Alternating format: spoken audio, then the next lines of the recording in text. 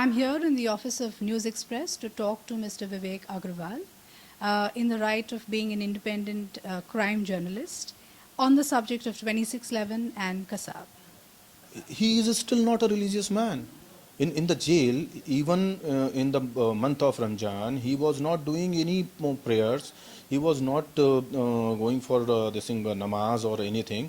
He is still in the jail in his cell of 10 by 12 size feet cell. He is just sitting at a corner or nook, or he is just lying down on his bed. Whenever he wants, he is just singing some songs, the Indian filmy songs, and sometime he is trying to talk to the security guards. That's it. Whenever he has been supplied some kind of story books after his lawyer Mr. Kazmi requested the court to provide him some story books or something, so in Urdu language they are supplying some books, but he is not interested to read all. वहाँ पर जो training चल रही थी उसमें उन्हें जिहादी बनने की ट्रेनिंग दी गई। उन्हें ये कहा जाता था कि अगर तुम कौम की सेवा करते हुए, इस्लाम की सेवा करते हुए शहीद हुए तो तुम अल्लाह के दरबार में जाकर चिड़िया बनकर रहोगे और चाकोगे। जहाँ जहाँ तुम्हारा खून गिरेगा वहाँ वहाँ गुलाब के फूल उगेंगे और उनमें से तुम्हारे खून की खुशबू आएगी। इस तरह की बातें उन्हें कह के उनके दिमागों में जहर भरा गया।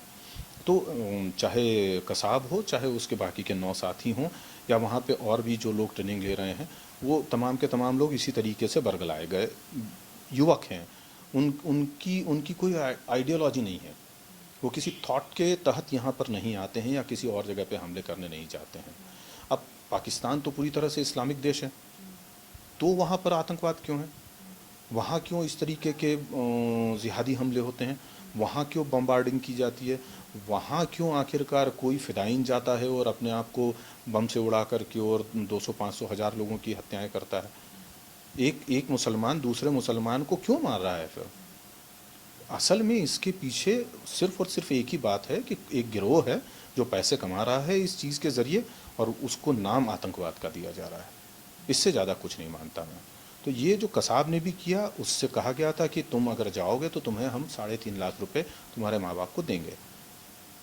और लश्कर तैयबा की एक बात ये भी बताना चाहूँगा कि उन्होंने अपना वादा नहीं निभाया, और कसाब के परिवार का जो इंटरव्यू अखबारों में छपा है पाकिस्तान के या पाकिस्तानी जो मीडिया में शाया हुआ है, उसमें बिल्कुल साफ तौर पर उनके परिवार ने कहा है कि हमें लश्कर तैयबा की तरफ से एक पैसा नहीं मिला।